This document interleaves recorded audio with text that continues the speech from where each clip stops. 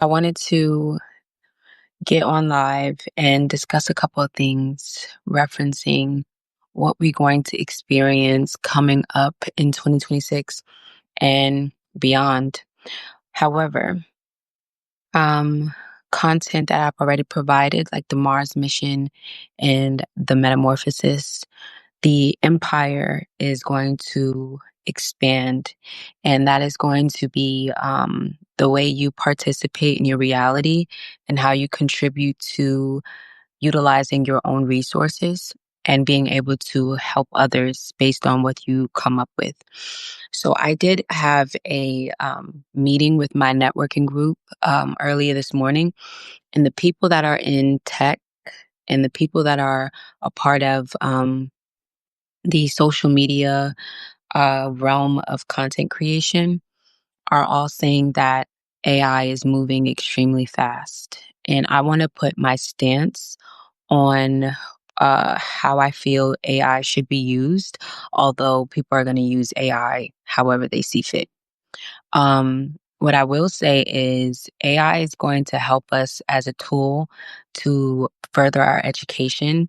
I think that the best way to use AI is to figure out exactly how you can utilize your own skills, your own values, your own talents, and see how you can emphasize that with AI. And I mean that in a specific way. The way that you can curate your own reality, the way you can curate the way you utilize your business, this is going to help you formulate the ecosystem versus doing the work for you. And I wanted to say that because what I'm about to segue into with content is going to be referencing how you have an execution plan, how you operate your system, how you build your system. Your foundation is going to be like your key um, asset to providing resources and your commitment to building and gaining and continuing your education along the journey of your profession is going to keep you as like a valuable resource and asset to your industry as well as your community.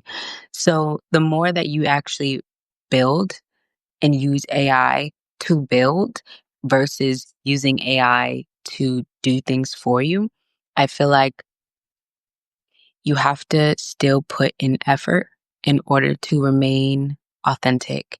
And some thoughts require deliberation and not AI. And I feel as though when we are working towards improvising and utilizing innovation, you have to deliberate with resources and reports on what you found as you're gathering. Your experience is your proof of value. So, with that being said, there's a lot of ways that you can maneuver through how society is using AI and how society is offering AI to us.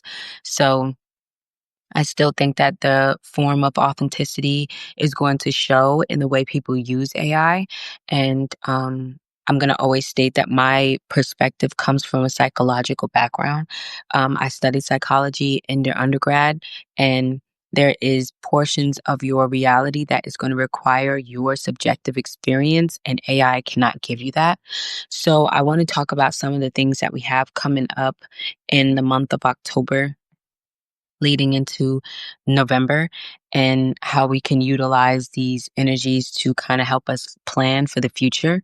And I want to talk about Mercury, which is the planet of our communication, is going to go retrograde in Sagittarius. And it's going to segue back to the energy of Scorpio.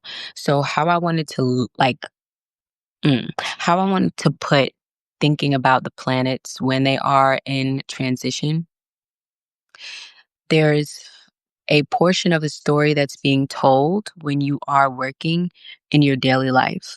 We have for upcoming events that are usually occurring around us. Those give you insight to what's approaching. You have a lot of the experiences that you are going through internally and the things that you are participating in regularly. You can start to hear that through conversation.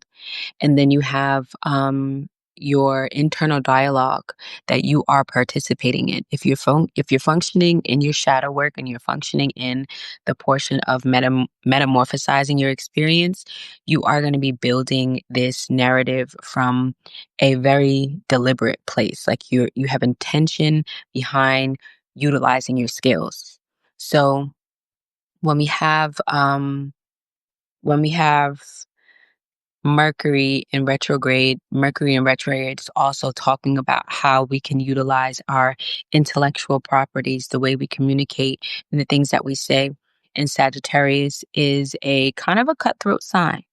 It's kind of you want to make sure that whatever you are saying is truth. Whatever you are going to be experiencing or exploring is something that's true to you. And Mercury retrograde really exposes conversations that are being hidden, things that are not being talked about. And Mercury retrograde is easier to understand, like the slip up in conversation, like, oh, I wasn't really supposed to say that, but now you know that. That's kind of how I think about Mercury retrograde. You weren't expecting to have that conversation, but now that conversation has happened and you have more insight than you did before. So, what that kind of goes into thinking about how it's going into the sign of Sagittarius, and it's talking about our belief system, the way we expand our mind, the things that we have and hold as like a court of law for us, at least, and it's our internal way of thinking. This is going to be your philosophy, the things you value, and the things that you actually believe in that hold like a bit of a narrative to the person you are. This is the ninth house, and the number nine is segue into like how we're gonna kind of like close out 2025. 2025 is a 9 year, and everything that we experience this year is allowing us to understand that there is going to be a purpose to the change that we're approaching. So with it retrograding into the sign of Scorpio, it is going right back into the metamorphosis that we're all having, that rebirth, that ego death, the transformation in roles that we're going. Some people are being demoted, some people are getting an upgrade, some people are transferring into a role that is like that they used to play beside each other. Some people are switching roles. There is going to be a lot of change that happens, and intellectually we have to understand why we have such attachments to the narrative that we were living and the philosophy behind it. The things that we're hoping to manifest are going to be a part of this transformation. So with Mercury going back into Scorpio, the things that we were like probably not trying to experience is coming up again. And at this part, it's being talked about. And it could be talked about in group settings. It could be talked about amongst yourself. It could be talked about in conversation with you and another person. And that dialogue of transformation and the transformation of our belief system and the transformation of our philosophy, the things that we are now upgrading into new value statures in our life is going to be exactly what you want to focus on. So I want to talk about the degrees because that's where we're going to be kind of like feeling it. So let me wait for it to come up. So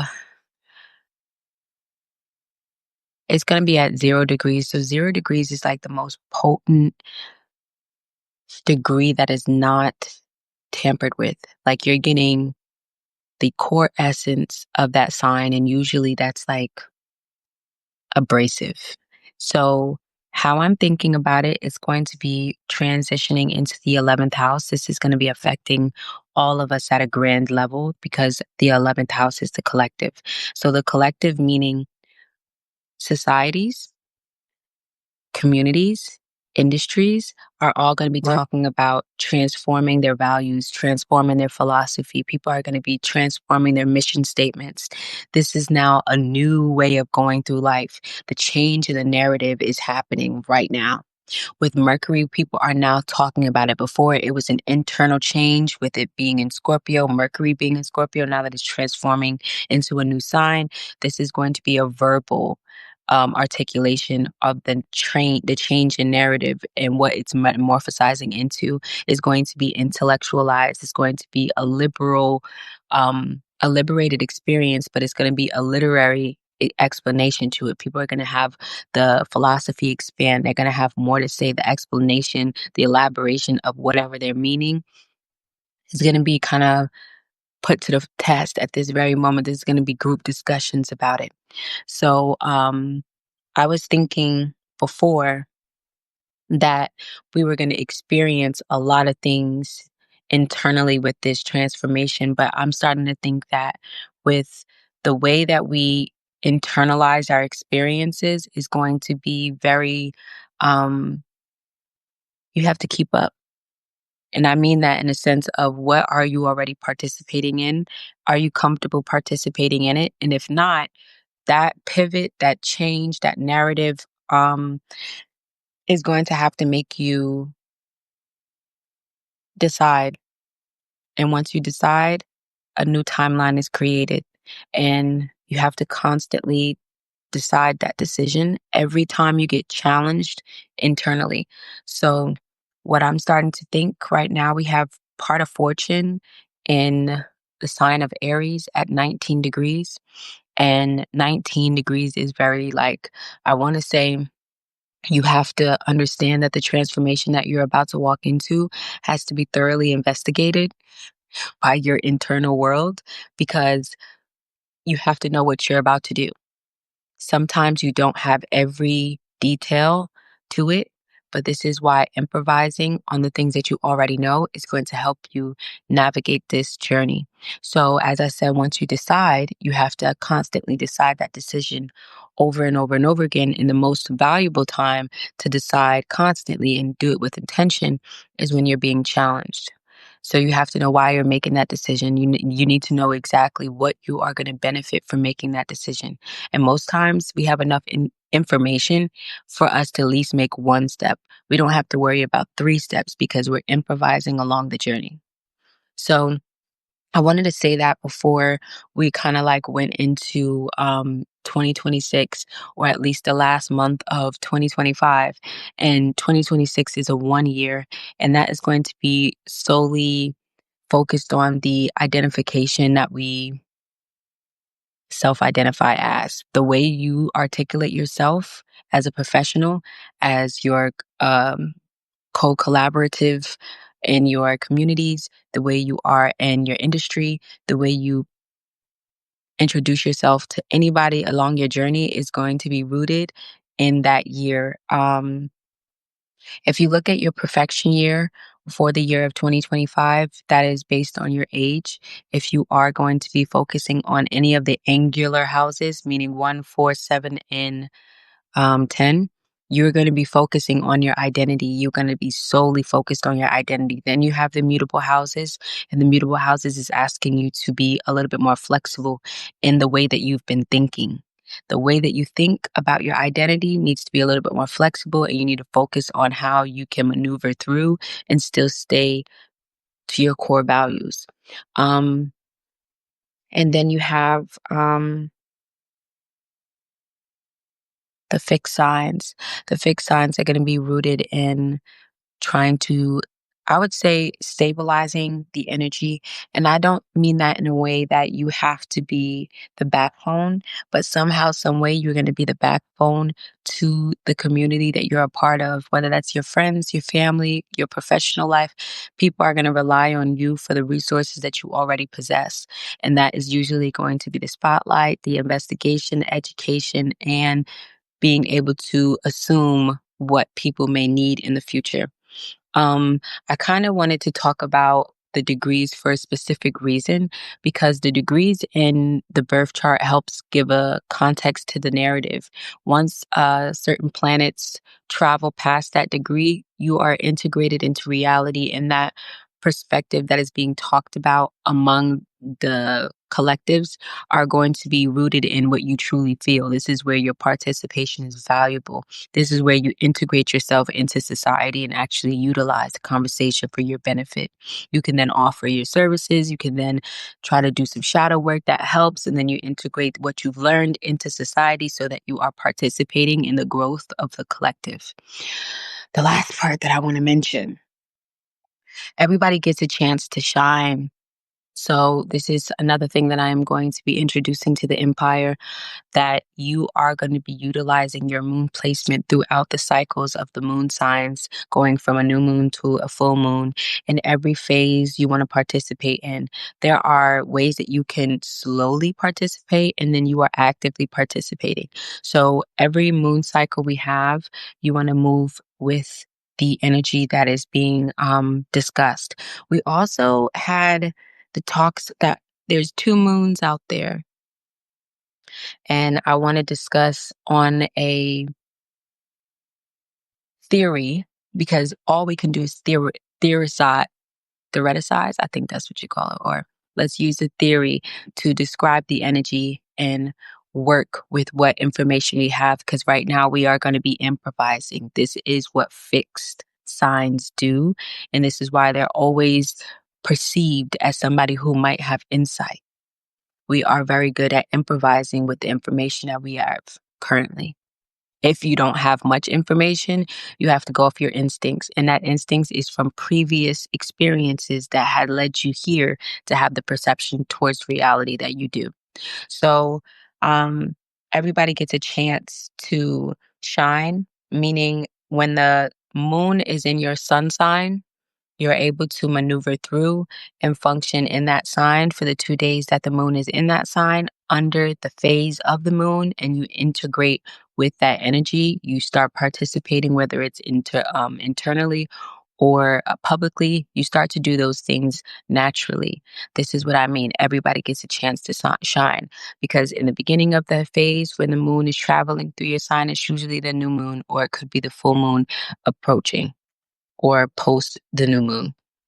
You can then start to utilize one project and continue the project on the other half. This is how you get a chance to shine. The moon is always going to be in your sign. So, utilizing the moon when it's in your moon sign is also good. I kind of like doing that. I like when I'm able to utilize the concept of the moon and use my imagination to improvise on what I want to use as inspiration. So these are things that you can do. I kind of want to just make this a little part of a quick conversation, and I will be elaborating in depth through the posts that we have coming up in November. We have a new post coming out on the 30th or the 31st of October, and I would love for you guys to look out for that. So see you later.